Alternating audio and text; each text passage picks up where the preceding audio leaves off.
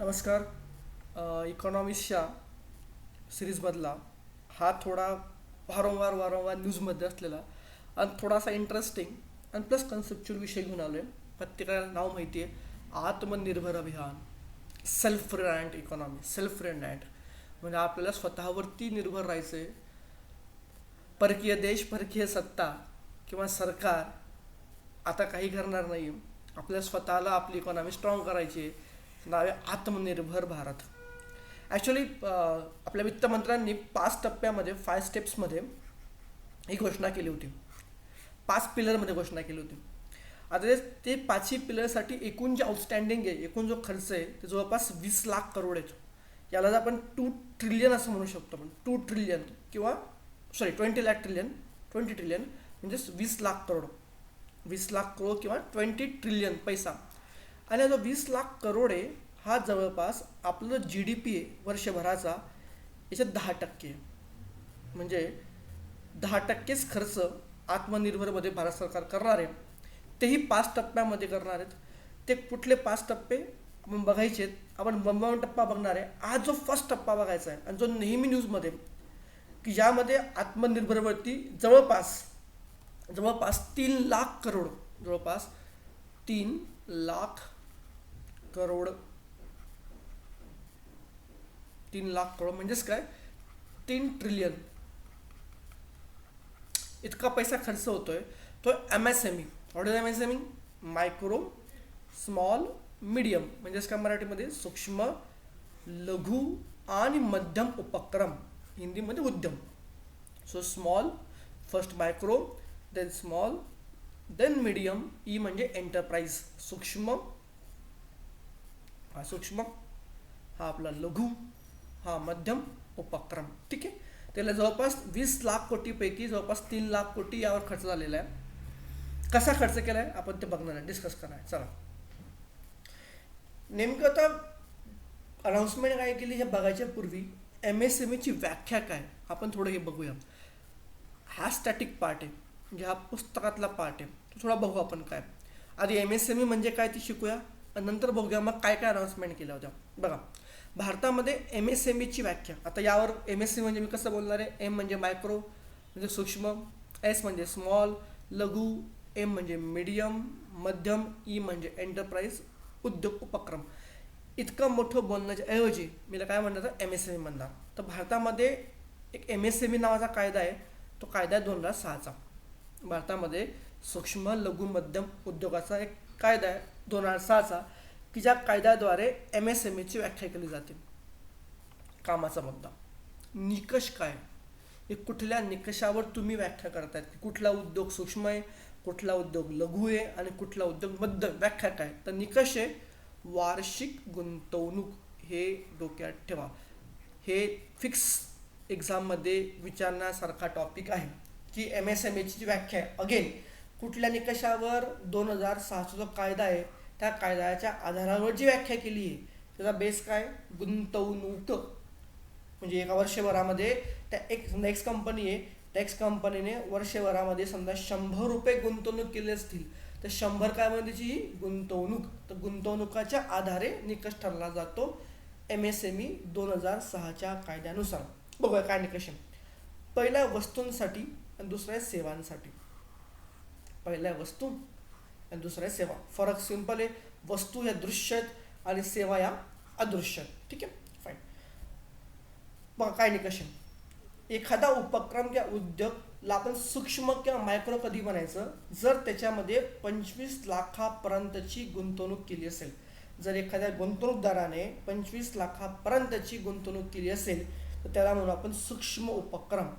जर त्या उद्योगाने 5 कोटीपर्यंतची गुंतवणूक केली, किंवा याला असे म्हणता येतं 25 लाख ते 5 कोटी असे म्हणता येईल, किंवा 5 कोटीपर्यंत गुंतवणूक केली असेल त्याला आपण म्हणतो लघु उद्योग. आणि जर त्या व्यक्तीने, गुंतवणूकदाराने 10 कोटीपर्यंत गुंतवणूक केली, 10 कोटीपर्यंत, तर आपण त्याला म्हणतो मध्यम. क्लिअर आहे. वस्तूंसाठी 3 निकष आहे. एक 25 लाखापर्यंत सूक्ष्म, 5 कोटीपर्यंत लघु आणि 10 कोटीपर्यंत मध्यम. जर तुम्ही सेवामध्ये गुंतवणूक करताय, सेवा क्षेत्रामध्ये, तर त्याचा निकष बघा. जर तुम्ही असाल मायक्रो सूक्ष्म तर लिमिट 10 लाख आहे. जर तुम्ही असाल लघु तर 2 कोटी आहे, आणि तुम्ही असाल मध्यम तो किती आपला 5 कोटी. आता ना सर हे आकडे कामाचे आहेत का? मुळामध्ये आकडे तितकेसे कामाचे नाही आहेत. कामाचं काय तुम्हाला सांगतो मी थोड्या वेळाने. बट इन जनरल तुम्हाला हे आकडे या काळात दिले, तुम्हाला थोडा लिंक लागला म्हणून मी दिले फिगर्स. बट या फिगर्स एक्झाममध्ये तितक्याशा कामाच्या नाही आहेत, तितक्याशा. एक्स्ट्रीम केसला कदाचित येऊ शकता, पण नॉर्मल केसला हे फिगर्स कामाच्या मुळात नाही आहेत. आता समजून घ्या. झालं असं की 2018मध्ये नरेंद्र मोदी गव्हर्नमेंट सरकारने प्रपोजल मांडलं होतं की MSME कायद्यामध्ये अमेंडमेंट करायची, दुरुस्ती करायची. त्यासंबंधी बिल विधेयक मांडलं होतं 18मध्ये. लोकसभेत हे पास झालेलं आहे. त्यानंतर हे गेलं होतं सिलेक्ट कमिटीकडे. सिलेक्ट कमिटी म्हणजे तुमची निवड समिती राज्यसभेची, त्याकडे गेलं. 18मध्ये डिसेंबर 18मध्ये कमिटीने रिपोर्ट पण दिलेला आहे, पण अजून ते बिल राज्यसभेमध्ये पास झालेलं नाही. लोकसभेत पास आहे, राज्यसभेत पास झालेलं नाही. म्हणून शब्द ते काय, बिल. इथे शब्द काय नाही आहे, ॲक्ट.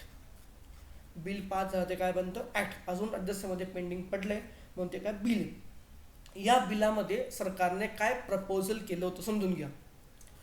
2006चा कायदा आणि 18चं बिल विधेयक समजून घ्या. काय निकष काय समजून घ्या. निकष काय होता, ॲन्युअल टर्नओव्हर. शब्द कामाचा आहे, टर्नओव्हर. इथे का लेकरांवर बाबा गुंतवणूक. इथे काय, उलाढाल. उलाढाल म्हणजे टेक्स नावाची कंपनी वर्षभरामध्ये समजा 200 रुपयाची उलाढाल करते. म्हणजे काय, एखादी वस्तू कच्चा माल घेते, पक्का माल तयार करते, ती विकते, कर्ज घेते, हे सगळं काय त्याची उलाढाल आहे. जर एका वर्षभरामध्ये ती व्यक्ती 200 रुपयाची उलाढाल करते, टर्नओव्हर करते. तुम्हाला कळतं का मिनिंग उलाढालचं? सोपं सांगतो. समजा मी एक व्यक्ती आहे, मला असं वाटते मी टी शॉप चालू करायचं आहे. तर मला टी शॉप चालू, समजा लेट्स से ABC नावाचं टी शॉप चालू करायचं आहे. तर टी शॉप चालू करायला काय लागणार आहे, वस्तू लागणार आहे, गॅस लागेल, भांडं लागेल, गुंतवणूक केली. समजा मी 100 रुपयाची गुंतवणूक केली आणि मी टी स्टॉल चालू केलं. हे टी स्टॉल चालू झालं. किती रुपयात, 100 रुपयात. तर 100 रुपये गुंतवणूक करून माझं टी स्टॉल तयार झालं, म्हणून 100 काय बनली माझी गुंतवणूक. आता दुकान स्टार्ट झालं. सकाळी दुकान मी 6ला एक्झाम्पल उघडतो, रात्री 10ला मी बंद करतो. आणि एका दिवसामध्ये मी जवळपास 500 रुपये कमवतो असं माना. किती कमवतो मी? आपण म्हणतो ना आपल्या भाषेमध्ये की त्या चहावाल्याचा दिवसभराचा जो गल्ला आहे, म्हणतो ना गल्ला, तो किती कमवतो, 500 रुपये. तर हा झाला 500 रुपये त्या व्यक्तीची दिवसभराची उलाढाल. मला कळेल का? गुड. तर ही 500 रुपये झाली त्या व्यक्तीची दिवसभराची उलाढाल. तशीच कंपनीची असते काय, वार्षिक उलाढाल. क्लिअर आहे? समजून घ्या. तर 6च्या कायद्यामध्ये काय होतं, ते गुंतवणूक, आणि इथे काय, ते आपली उलाढाल. साहजिक आहे, दोघींमध्ये फरक आहे. चला, दुसरा प्रमुख फरक, ह्या विधेयकानुसार वस्तू आणि सेवामध्ये कुठलाही भेदभाव केला नव्हता. वस्तू आणि सेवा ह्या दोघींना निकष एकच आहे. हा दुसरा फरक. इथे काय बघा, वस्तूंना निकष वेगळा. 2 मिनिट थोडं क्लिअर करून घेतो, तुम्हाला थोडं अंडरस्टँडिंग चांगलं होईल. बघा, हे पण करून घेतो. ठीक आहे, सांगा. इथे काय, वस्तूंना निकष वेगळा, सेवाला निकष वेगळा. इथे काय, वस्तू आणि सेवा दोघींना निकष एकच. पहिला फरक इन्व्हेस्टमेंट आणि टर्नओव्हरचा, दुसरा फरक गुड्स आणि सेवांचा. म्हणजे जुन्या 6च्या कायद्यामध्ये वस्तूंचा निकष वेगळा, सेवांचा निकष वेगळा, आणि 18च्या विधेयकामध्ये वस्तू आणि सेवा दोघींना एकच निकष. काय निकष बघा, जर तुम्हाला सूक्ष्म उद्योग व्हायचा असेल तर लिमिट होतं 5 कोटीपर्यंत. जर तुम्हाला लघु उद्योग व्हायचं असेल तर लिमिट होतं 75 कोटीपर्यंत. आणि जर तुम्हाला मध्यम व्हायचं असेल तर लिमिट वॉज 250 करोड. म्हणजे फार वाढवलं होतं, चांगली गोष्ट होती. मला फरक कळतोय. तर पहिल्यामध्ये इन्व्हेस्टमेंट, दुसऱ्यामध्ये टर्नओव्हर. आधी गुड्सला वेगळं, सर्व्हिसला वेगळं, आणि या दोघींना एकच. काय होऊ शकतं, एक्झाममध्ये येऊ शकतो हा फरक, की जुन्या कायद्यामध्ये निकष काय, नव्या बिलाचा निकष काय. जुन्या कायद्यामध्ये दोघींना निकष वेगवेगळे होते, नव्यामध्ये दोघींना निकष एकच आहे. वाक्य येऊ शकतात, आणि एक्स्ट्रीम केसला ॲटलिस्ट हे निकष येऊ शकतात. तर थोडेफार निकष जरा रेंजमध्ये बघून ठेवा, जमून जातील. आता मुद्दा असा आहे, मी आताच बोललो, हे बिल पास झालंय का? नाही. हे बिल लोकसभेत पास आहे, तर कुठे पेंडिंग पडलंय? इन दी राज्यसभा. आणि राज्यसभेत पास झाल्याशिवाय ते काय बनत नाही, कायदा. सडनली लॉकडाऊनचा कालखंड आला आणि या कालखंडामध्ये सडनली काय केलं, सरकारने MSMEची व्याख्या बदलून टाकली. सडनलीच सरकारने एक इश्यू केलं नोटिफिकेशन, बरोबर आहे, आणि म्हटलं की आता आम्ही लॉकडाऊनच्या काळामध्ये, कोविडच्या काळामध्ये आम्ही MSMEची व्याख्या बदलतोय. ही ओल्ड व्याख्या जी आपण आत्ता बघितली. आता तुम्हाला मॅन्युफॅक्चर म्हणजे काय, वस्तूंना आणि सेवांना. वस्तूंना 25 लाख, 5 कोटी आणि 10 कोटी, बरोबर का? बघा, 25 लाख, 5 कोटी, 10 कोटी. आणि सेवांना काय होतं, 10 लाख, 2 कोटी, 5 कोटी. बघा आता, 10 लाख, 2 कोटी, 5 कोटी, बरोबर आहे. चला, आता आपण हे लॉकडाऊनच्या का त्यांनी काय केलं बघा, समजून घ्या. आता पहिला, हे जे मागचं आहे हे बिल पास झालंय का? नाही. त्यामुळे हे अजून अंधारातच आहे. आता तुम्ही 2 मिनिटं करता, विसरून जा. लॉकडाऊन सरकारने काय केलं बघा, नवीन बघा सरकारने क्रायटेरिया काय आणला, नवीन क्रायटेरिया समजून घ्या. Investment and turnover. डोक्यात ठेवा, मागे काय होतं 2006च्या कायद्यामध्ये, फक्त इन्व्हेस्टमेंट. दुरुस्ती कायद्यामध्ये काय होतं, फक्त टर्नओव्हर. नवीन काय लॉकडाऊन मधली व्याख्या आता, इन्व्हेस्टमेंट ऑर नाही अँड दोघी, म्हणजे गुंतवणूक आणि उलाढाल दोन्ही. हा फरक एक्झाम पॉईंट ऑफ कामाचा तुम्हाला.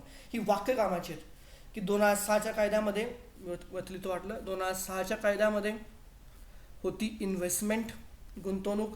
2018च्या बिलामध्ये, विधेयकामध्ये होती टर्नओव्हर, उलाढाल. आणि आता जो कोविड जो केस चालू आहे 19ची, यामध्ये व्याख्या काय बनली आहे, इन्व्हेस्टमेंट अधिक टर्नओव्हर, गुंतवणूक अधिक उलाढाल. फक्त हे जर तुम्हाला समजलं तरी भरपूर आहे. दुसरा फरक काय की 2000 कायद्यामध्ये, 6च्या कायद्यामध्ये वस्तूंना व्याख्या वेगळी आणि सेवांना व्याख्या वेगळी. 18त काय केलं होतं, वस्तू आणि सेवा एकच केल्या होत्या, सेम. इथे काय केलं बघा, कोविडमध्ये काय केलंय, इथे वस्तू आणि सेवा यांना सुद्धा एकच निकष वापरलेला आहे. क्लिअर आहे. जसं 18च्या बिलामध्ये वस्तू आणि सेवा यांना निकष एकच होता, त्याच प्रकारे आता सुद्धा वस्तू आणि सेवा दोघींना सेम निकष आहे. निकष अगेन आकडे एक्स्ट्रीम केसमध्ये येऊ शकतात, डोक्यात राहिले तो उत्तर सोडून द्या. इन्व्हेस्टमेंट किती हो, 1 कोटी सूक्ष्मला, 10 कोटी लघुला आणि मध्यमला 20 कोटी. मी बघू शकता लिमिट वाढवलं, 10 कोटी होतं, इथे 20 कोटी केलं. इथे 5 कोटी होतं, इथे 10 कोटी केलं, बरोबर. इथे 25 लाख होतं, इथे किती केलं आता, 1 कोटी केलं. म्हणजे काय लिमिट वाढवलं इन्व्हेस्टमेंटचं. क्लिअर आहे का? सेम. टर्नओव्हर 5 कोटीपर्यंत, 50 कोटीपर्यंत आणि 100 कोटीपर्यंत. आता समजून घ्या, थोडंसं इथे वेगळं बरं, समजून घ्या मुद्दा काय. मुद्दा असा आहे की ह्या ठिकाणी जर तुम्ही टर्नओव्हरची व्याख्या बघितली मागची, बघा इथे काय होतं टर्नओव्हरसाठी, 5 कोटी, 75 कोटी, 250 कोटी. आता इथे बघा 5 कोटी काय ठेवलं, इथे किती होतं, 75 कोटी, इथे किती पाहिजे होतं, 250 कोटी. म्हणजेच काय बाबांनो, ॲक्च्युली टर्नओव्हरचं लिमिट काय करून टाकले, कमी करून टाकले.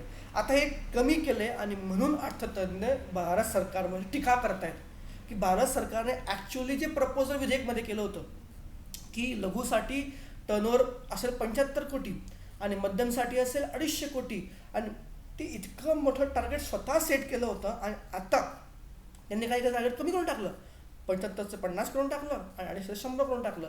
आणि म्हणून बरेच लोक सरकारवर टीका करतात की नेमकं सरकारला MSMEला एक्सपांड करायचं आहे का त्यांना कमी करायचं आहे. त्यामुळे फरक डोक्यात ठेवा. फरक असा आहे की जुन्या विधेयकानुसार कोविडच्या काळामधल्या जी व्याख्या MSMEची, त्या व्याख्येमध्ये इन्व्हेस्टमेंटची लिमिट वाढवलेली आहे, बट टर्नओव्हरची लिमिट काय केली आहे, कमी केली. क्लिअर आहे. गुंतवणूकची लिमिट सरकारने वाढवली, बट सरकारने उलाढालची लिमिट काय केली, कमी केली.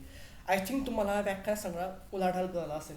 व्याख्यावरची वाक्य 100% एक्झाममध्ये आहेत, कृपा करून वारंवार ऐकून क्लिअर करून घ्या. आता मुद्दा असा आहे की भारत सरकारने बघूया की मी आत्ता बोललो की 3 लाख करोड हा जो पैसा आहे किंवा 3 ट्रिलियन एवढा जो पैसा दिलेला आहे 20 लाख कोटीपैकी, हा कसा कसा खर्च होणार आहे.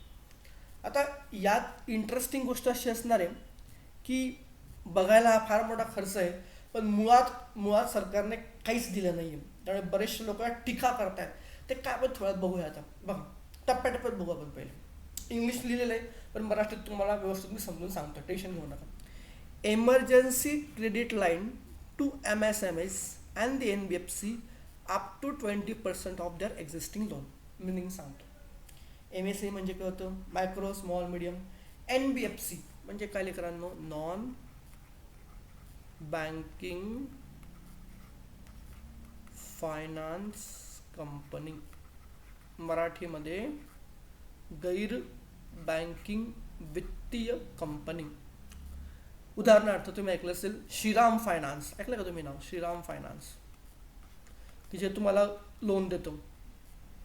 बऱ्याचशा जास्त NBFC काय असतं? NBFC म्हणजे काय की ज्या एकतर सरकारकडं, एक तर जनतेकडनं ठेवी स्वीकारणार, एकतर ठेवी स्वीकारणार किंवा कर्ज देणार.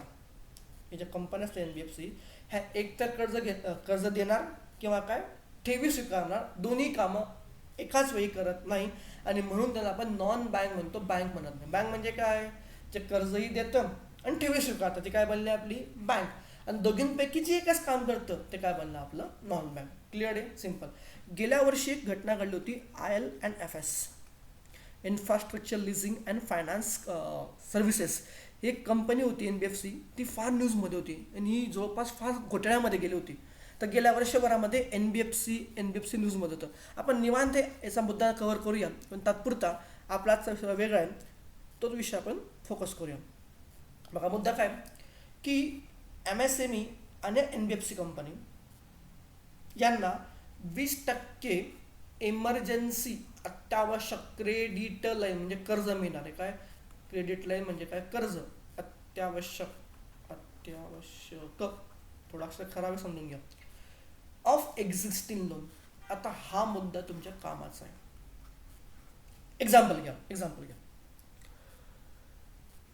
ज्या लोकांनी 25 मार्च 2020 म्हणजे लॉकडाऊनच्या पहिल्या दिवसापासून, याच्या पूर्वी समजा एखादी X नावाची MSME कंपनी, त्याने 100 रुपये कर्ज घेतलं होतं असं माना, एक्झाम्पल, लॉकडाऊन स्टार्ट व्हायच्या पूर्वी.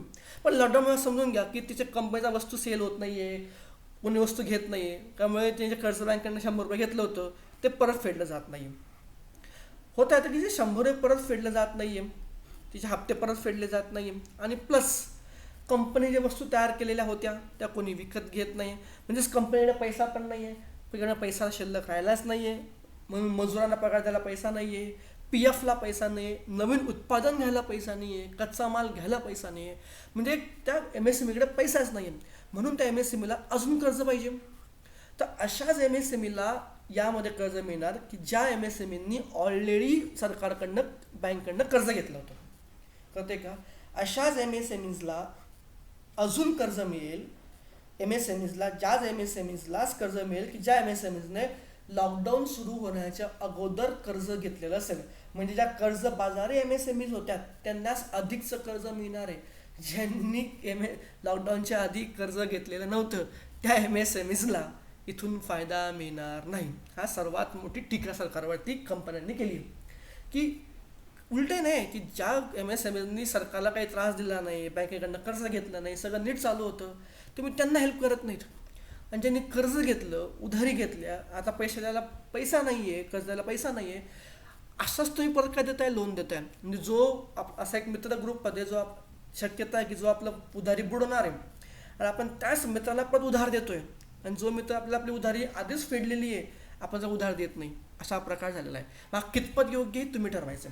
पण निकष काय बघा की ज्या MSMEsनी लॉकडाऊन सुरू होण्याच्या पूर्वीच कर्ज घेऊन ठेवलेलं असेल आणि आता लॉकडाऊनमध्ये पैसा नसल्यामुळे त्या कंपन्या बंद पडत असतील, तर अशा गरजू कंपन्यांना अत्यावश्यक कर्ज दिलं जाईल. किती कर्ज मिळणार त्यांना?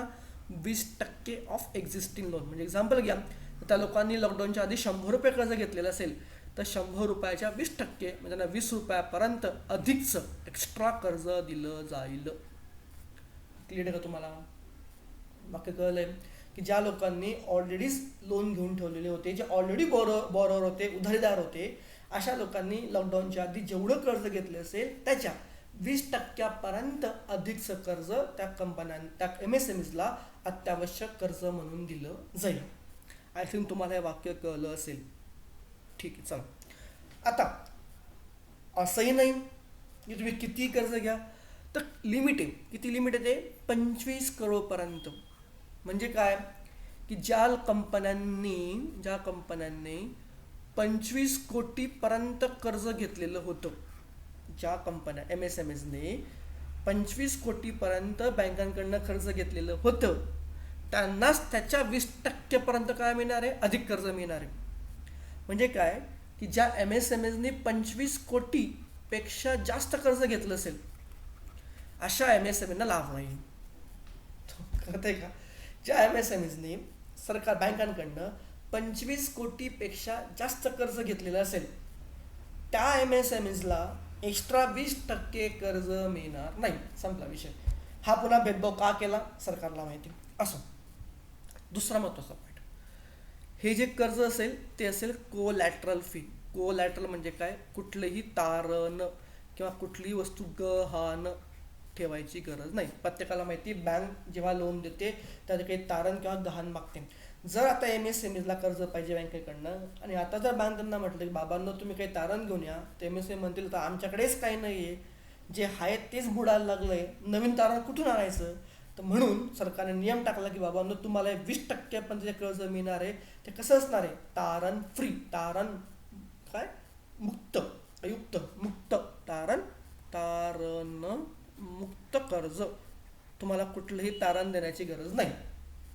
आनंदाची गोष्ट. चला, म्हणजे एवढा एक रिलीफ त्या MSMEला मिळाला.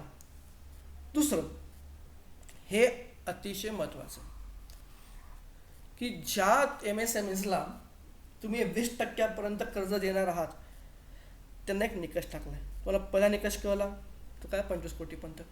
दुसरा निकष काय की ते लोन NPA नको.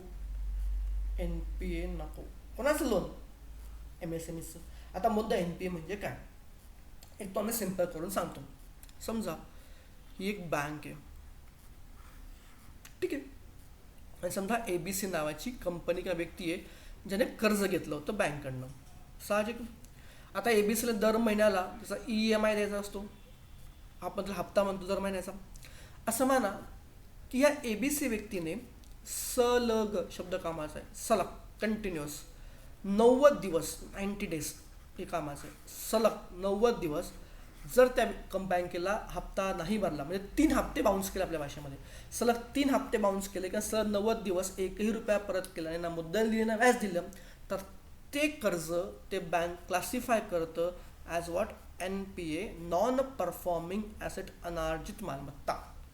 सलग 90 दिवस किंवा 3 महिने जर कर्ज नाही दिलं तर बँक त्या कर्जाला क्लासिफाय करतं काय? नॉन परफॉर्मिंग ॲसेट, NPA, अनार्जित मालमत्ता. आता मुद्द्यावर येतो. ज्या MSMEने ऑलरेडी कर्ज घेतलेलं आहे आणि त्या MSMEने 3 महिन्यापासून कुठलाही हप्ता दिला नसेल तर त्या कर्जाला बँक काय म्हणणार? NPA. त्यामुळे अशा NPA झालेल्या कर्जाला हा फायदा मिळणार नाही. कळते का? म्हणजे ज्यांचे लॉकडाऊनपर्यंत हप्ते क्लिअर होते, ज्या MSMEs कंपन्यांचे लॉकडाऊनपर्यंत हप्ते क्लिअर होते त्यांनाच हे कर्ज मिळणार आहे. पण ज्यांचं कर्ज बुडालेलं होतं 3 महिन्यापासून त्यांनी कर्ज हप्ते भरले नव्हते अशा MSMEला अधिकचं कर्ज मिळणार नाही. म्हणजे विचार करा, जी लोक लॉकडाऊनपर्यंत हप्ते फेडतायत त्या MSME स्ट्रॉंग आहेतच ना, तर नवा कर्ज घ्यायची गरजच नाही आहे. हां, ज्यांचे हप्ते बुडाले होते ते खड्ड्यामध्ये गेले होते, त्यांना गरज होती पैसे देण्याची, पण त्यांनाच काय केलं? वगळून टाकले. असं का केलं? Again I don't know. चला, तर आय थिंक तुम्हाला हाही पॉईंट कळला असेल की 25 कोटीपर्यंत ज्यांनी कर्ज घेतलं आहे त्यांनाच मिळणार. पुन्हा हे कर्ज कसं आहे? आपलं तारण मुक्त आहे, फ्री आहे. आणि तिसरं, ज्या MSMEचं ऑलरेडी कर्ज NPA म्हणून क्लासिफाय झालं आहे त्यांना नवीन 20% कर्ज मिळणार नाही. क्लिअर आहे तुम्हाला हे? आय होप तुम्हाला हे पॉईंट कळला असेल. तर नाही कळला? कळला. चला, आनंदाची गोष्ट कळला. चला, आता पुढे बघा. नवीन पॉईंट आपला असं आहे की ही राष्ट्रीय पत हमी ट्रस्टी कंपनी लिमिटेड काय? एक पॉईंट सांगतो मी. सरकार असं म्हणतंय की 20 लाख करोड आम्ही देतोय. किती देतोय? 20 लाख करोड. पण मुळामध्ये ते 20 लाख करोड नाहीच आहेत. डायरेक्ट तुम्हाला 20 लाख करोडकडेच मिळणार नाहीत. ते 20 लाख करोड इनडायरेक्टली मिळणार आहेत. कशी तुम्हाला सांगतो बघा. एक्झाम्पल घ्या. आता एक शब्द असतो लोन गॅरंटी. लोन गॅरंटी म्हणजे काय बघा. एक मिनटं. काय असतं बघा लोन गॅरंटी. ठीक आहे बघा. एक्झाम्पल घ्या. इथे घेतो मी. चला. ही बँक होती. ह्या बँकने समजा ह्या ABC व्यक्तीला लोन दिलं असं म्हणा 100 रुपयाचं. आता काय काय म्हणतंय सरकार की आता जे 20% तुम्ही कर्ज देणार आहेत ते कसं पाहिजे? तारण फ्री. तारणाची गरज आहे का नाही. जर ह्या 100 रुपया कर्ज समजा लॉकडाऊनमध्ये बी देते MSMEला, जर कुठलीच सिक्युरिटी नाही आहे, काहीच गहाण ठेवलं नाही आहे, तर शक्यता अशी होऊ शकते ना. जर उद्या ह्या ABC MSMEने 100 रुपये बुडवले तर पैसा कोणाचा बुडतोय? बँकेचा. तुमच्या मते बँक हिंमत करेल का? नाही करणार. आणि म्हणून या बँकला सरकार असं म्हणतंय, गव्हर्नमेंट ऑफ इंडिया असं म्हणतंय, दादावर टेन्शन घेऊ नका. लोनची गॅरंटी कोण घेतो? मी घेतो ना. मी म्हणजे कोण? सरकार घेतो. कसं बघा. आपल्याला मित्र असतो ना आपल्या ग्रुपमध्ये, A B C मित्र असतो. असं समजा की C व्यक्तीला उधार पाहिजे Aकडनं. तर C म्हणतोय की भाऊ मला उधार दे. पण A म्हणतोय भाऊ तुझं काही खरं नाही आहे, तू पैसे बुडवतो. मग तो एक काम कर थांब. तो हा Cचा मित्र B असतो. B हा मित्र Aचा पण आहे आणि Cचा पण आहे. मग B काय म्हणतो? ठीक आहे राव. जर B Aला काय म्हणतो? ठीक आहे तू Cला लोन दे. आणि उद्या समजा Cने तुला पैसे नाही परत केले, B Aला काय म्हणतोय? जर Cने पैसे नाही परत केले टेन्शन घेऊ नको, मी B तुझे पैसे परत करेल.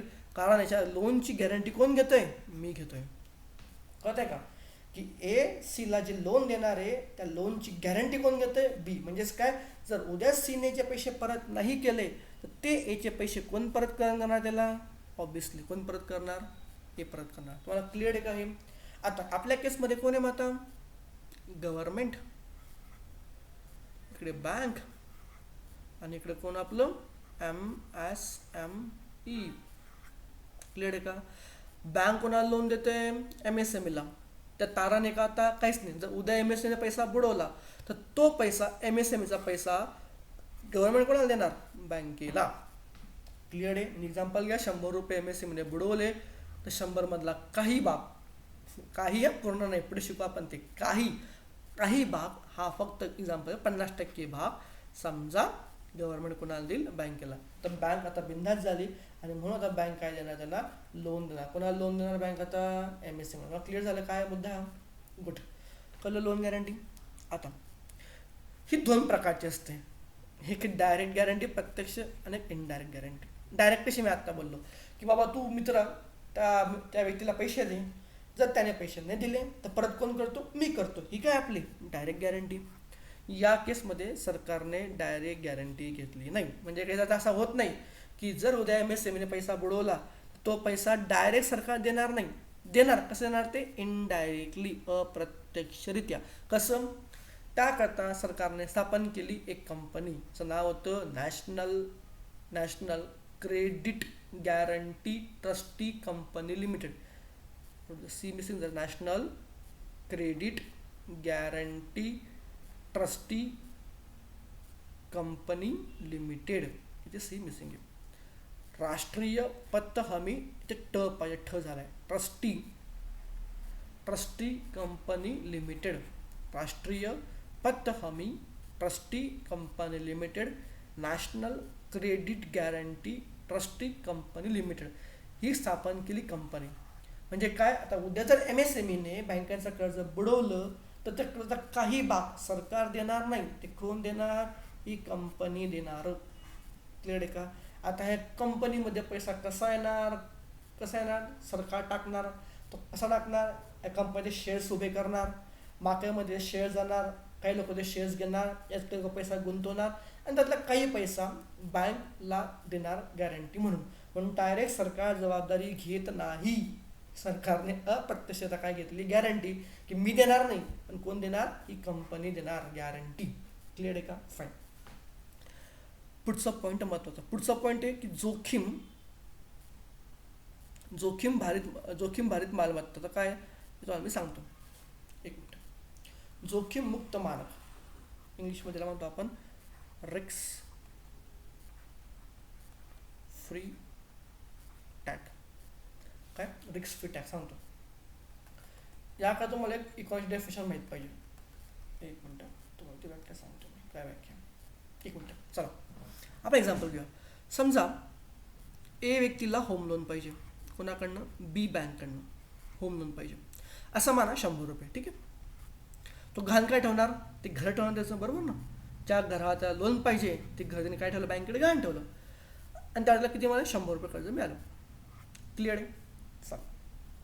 आता समजा उद्याच्या ए व्यक्तीने जर बँकेचा कर्ज बुडवलं, तर बँकेकडे काय? घर गहाण पडलंय आणि ते बँक ते घर विकून आपले पैसे वसूल करणार. ही प्रक्रिया असते. पण साहजिक आहे ते घर विकून 100% तर वसूल होत नाही. ते घर ऑप्शनचं असतं, लिलावाचं असतं, अख्खं वसूल होत नाही. बरोबर आहे. असं म्हणा ह्या 100 पैकी समजा फक्त 80 रुपये वसूल झाले. आता हे सगळं बँकेला कर्ज देण्याच्या आधी माहितीच आहे ना, की जर मी ह्या व्यक्तीला या एरियामध्ये, या शहरामध्ये हे घर दिलं आणि इतकं लोन दिलं आणि कदाचित त्या व्यक्तीने उद्या हे लोन परत नाही फेडलं, तर कदाचित इतक्यापैकी इतका पैसा मला बुडवावा लागणार आहे, मला जाणार आहे. हे ऑलरेडी बँकेला माहिती आहे. याला म्हणतो आपण ऑडिट, जे बँक ऑलरेडी करून ठेवतं आपलं. बरोबर आहे का? जर 100 रुपयापैकी 80 पतत आहे, म्हणजे 20 रुपये काय? ही रिक्स आहे बँकेसाठी. कसली रिक्स? पैसा परत न येण्याची. मला कळतं का मला काय म्हणायचं आहे? 100 रुपये जे होम लोन दिलं होतं त्यापैकी 80 रुपये पैसा परत येऊ शकतो घर विकून, पण 20 रुपये बुडू शकता. आणि 20 रुपये बुडण्याची काय ती रिक्स आहे. आणि त्या 20 रुपयालाच बँक नाव देतं रिक्स लोन किंवा रिक्स ॲसेट, जोखीम भारित मालमत्ता. कळतंय का? की जो कर्ज दिल्यानंतर जो पैसा बहुधा तारण गहाण विकून परत येत नाही, तेवढ्या भागाला बँक काय नाव देतं? जोखीम भारित मालमत्ता किंवा रिक्स ॲसेट. क्लिअर आहे? आता RBIने बघा काय केलंय. RBIने अंडर बेसल नॉर्म्स, बेसल निकष, जे तुम्हाला इकॉनॉमिक्सला आहे 1, 2 आणि 3, बँकांना कंपल्सरी केले की तुमच्या बँकेमध्ये जेवढी जोखीम भारित मालमत्ता असेल, बँकांना माहिती आहे किती असते, बरोबर. तुमच्या बँकेमध्ये जेवढी रिक्स वेटेड ॲसेट असेल, जेवढी जोखीम भारित मालमत्ता असेल, त्याच्या काही टक्के भाग तुम्हाला भांडवल म्हणून, एक मिनटं, तुम्हाला भांडवल म्हणून साईडला मेंटेन करायचं आहे. एक्झाम्पल घ्या. आपल्या केसमध्ये समजा 20 रुपये काय ती जोखीम भारत मालमत्ता आहे, आणि RBI म्हणतो तुम्हाला एक काम करा, तुम्हाला ते 10% तुम्हाला ती साईडला ठेवायची. म्हणजे काय? 20%च्या 10%, बरोबर आहे का? किती आले बघा तुम्ही. 20 × 20, 20 × 5 = 100, 2 रुपये. म्हणजे काय? जर बँकेने 100 रुपये लोन दिलं आणि त्यापैकी बँक असं म्हणते की 20 रुपये रिक्स आहे, तर बँकेला 2 रुपये भांडवल साईडला काढून ठेवायचं आहे. ते रिक्स कमी करण्याकरता भविष्यातली, तर रिक्सच्या अपोजमध्ये बँकेला 2 रुपये हे भांडवल साईडला काढून ठेवावं लागतं, तरच बँक हे कर्ज देऊ शकतं. हे असं RBI कंपल्सरी करतं. कशाद्वारे? बेसलद्वारे. कळतंय का? बेसल निकष काय म्हणतोय की जेवढं बँकेमध्ये जोखीम भारित मालमत्ता असेल त्याच्या काही टक्के प्रमाण बँकांना भांडवल म्हणून वेगळं मेंटेन करावं लागतं, ज्यालाच इकॉनॉमिक्समध्ये म्हणतात CAR, कॅपिटल ॲडिक्वेसी रेशो, भांडवल पर्याप्तता गुणोत्तर. हे पुढे पण निवांत शिकूया, तर मी आता हात घालत नाही. जेवढं बँकेमध्ये जोखीम भारित मालमत्ता असेल त्याच्या काही टक्के भाग हा बँकांना साईडला काढून ठेवावा लागतो, कारण ते रिस्क कमी करण्यासाठी. क्लिअर आहे? आता मुद्दा असा आहे की बँका MSMEला लोन देत आहेत, जर यात पण रिस्क असणार आहे, साहजिक आहे, बरोबर आहे का? मग जी रिस्क आहे, तर बँकांना त्या रिस्कच्या विरोधामध्ये साईडला काय एक भांडवल काढावं लागणार आहे वेगळं. बँका म्हणते आमच्याकडे मुळात लोन द्यायलाच पैसा नाही आहे, सो आम्ही वेगळं भांडवलला पैसा कुठून आणू? तर सरकारला म्हटलं टेन्शन घेऊ नका, टेन्शन घेऊ नका. तुम्ही जे कर्ज द्याल ते कसं असेल, जोखीम मुक्त, रिस्क फ्री. म्हणजे काय की तुम्ही जर MSMEsला लोन दिलं तर तुम्हाला त्याच्या बदल्यामध्ये कुठल्याच साईडला भांडवल काढून ठेवण्याची गरज नाही. जे RBIने कंपल्सरी केलं होतं ते सरकारने आता हटवलं. सरकार म्हणते जर तुम्ही त्या MSMEला लोन दिलं आणि तुम्हाला वाटते त्यात काही ते रिक्स आहे, तरी तुम्हाला वेगळं भांडवल काढायची गरज नाही. आणि म्हणून त्याला नाव दिले जोखीम मुक्त मानक, risk free tax. I think तुम्हाला पॉईंट कळला असेल. थोडंसं कॉम्प्लेक्स आहे पण तुम्ही लक्ष देऊन ऐकलं असेल तर जमून जाईल. काय की प्रत्येक कर्जामागे काही ते रिक्स असते, पैसा परत न येण्याची. आणि ते रिक्स हटवण्यासाठी त्या रिक्सच्या काही टक्के भाग हा बँकांना भांडवल म्हणून काढावा लागतो, जे RBIद्वारे कंपल्सरी आहे.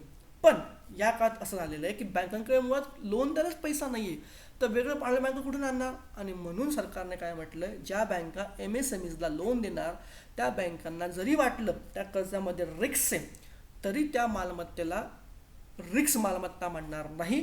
आणि त्या रिक्स मालमत्ता नाही म्हटलं तर बँकांना अधिकच भांडवल काढायची गरज नाही.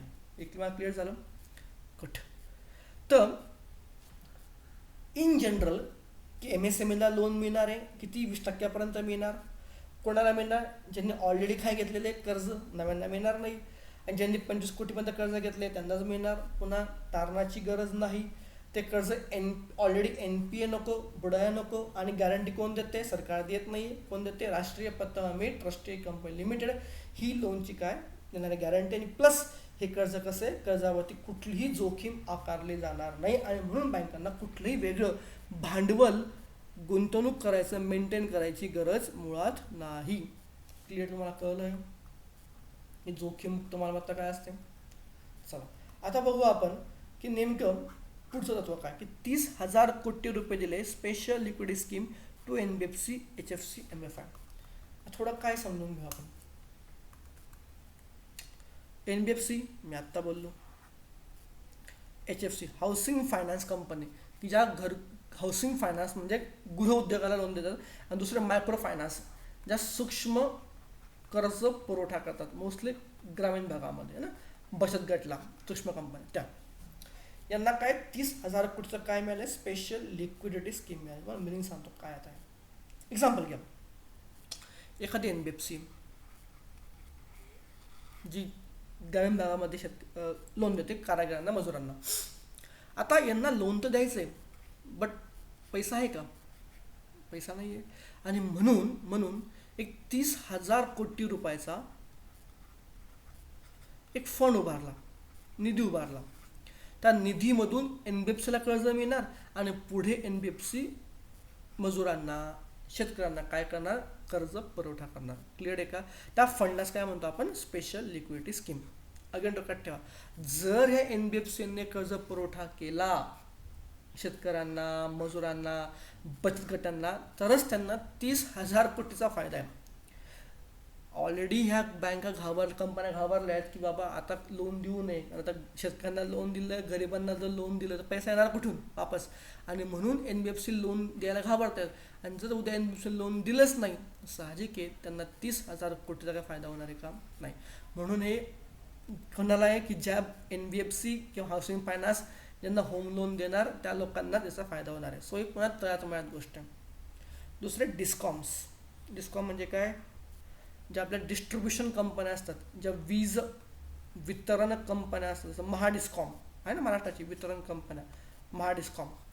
आता झालं असं आहे की वीज कंपन्यांकडे वीज बिल तयार केलेले आहेत पण लोक वीज भरणा करत नाही आहे. तुम्ही बघितलं असेल आजकाल वीज कंपन्या मीटर रिडिंग करत नाही आहे आणि तुम्हाला वीज बिल भरण्यापासून तुम्हाला 3 ते 4 महिने तुम्हाला अवकाश मिळालेला आहे.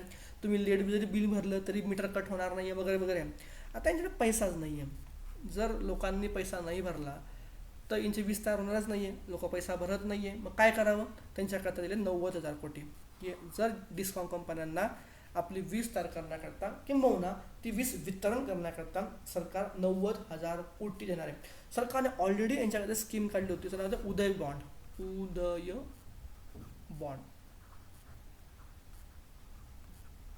उदय रोखे, की हे रोखे विकून ही लोक आपलं कर्ज वसूल करू शकत होती. ती सध्या ती जुनी स्कीम आहे, ती पण चालू आहे आणि तात्काळामध्ये काय केली, 90,000 कोटी रुपये पण दिलेले आहेत. पुढचा पॉईंट थोडा इंटरेस्टिंग आहे. बँक कर्ज पुरवठा करणार कोणाला लेकरांनो बाबांनो?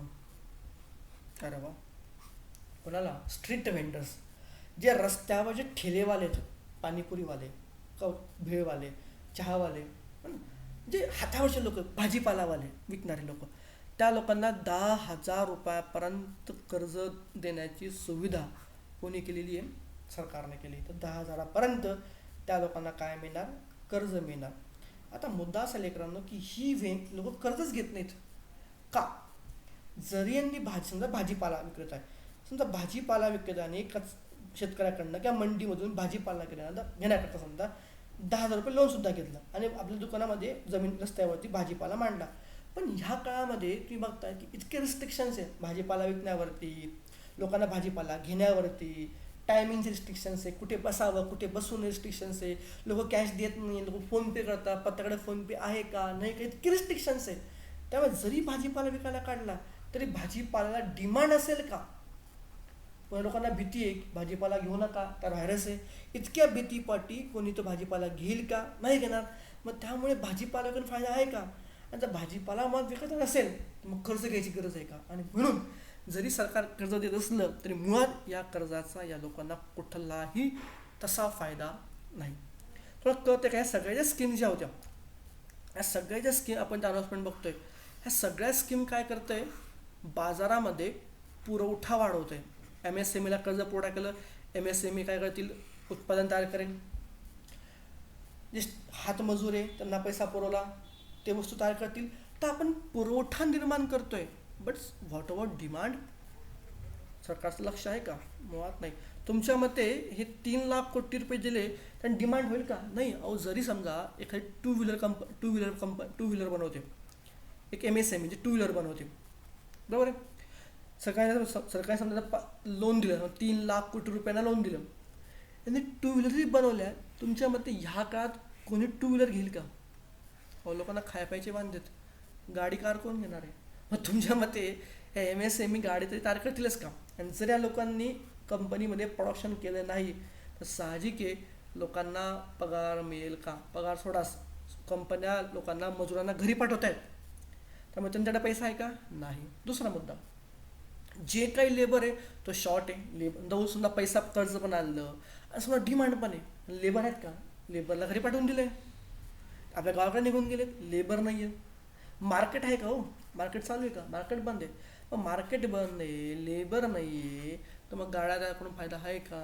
म्हणजे सरकारने फक्त सप्लायकडे लक्ष दिलं आहे. सरकार काय बघत नाही? डिमांड. आणि त्यामुळे इन जनरल अर्थतज्ञ यांच्या मते असं आहे की सरकारने जे 3,00,000 कोटी रुपये दिलेले आहेत उद्योगांना, MSMEला, ते मुळात एक प्रकारचं मृगजळ आहे. यानं काही होणार नाही आहे. सप्लाय तेव्हाच वाढेल ज्या मार्केटमध्ये काय असेल पुरवठा. तर सरकारने प्रत्यक्ष लोकांच्या खात्यात पैसा पाठवला असता तर कदाचित लोकांनी डिमांड केली असती, तर ह्या कंपन्यांनी उत्पादन चालू केलं असतं. पण तसं काही होताना दिसत नाही आहे. आणि म्हणून सरकारचे जे मेशर्स आहेत ते अपुरे आहेत, ते मौना नगण्य एक मृगजळ आहे. ठीक आहे, असं माझं म्हणणं आहे का? काही लोकांचं म्हणणं आहे जे सरकारवर दोषारोप करतात. याची जमेची बाजू अशी आहे की ज्या कंपन्या बुडालेल्या होत्या किंवा बुडत आहेत त्यांना सरकारने एका प्रकारे वाचवलं पण आहे. याचा प्लस पॉईंट पण आहे. ठीक आहे, तर हा झाला आपला पहिला पार्ट आत्मनिर्भर अभियानचा, भारताचा. पुढचे जे 4 पार्ट आहे आपण या टप्प्याने कंटिन्यू करत राहू. ठीक आहे. So thank you guys, bye bye, take care.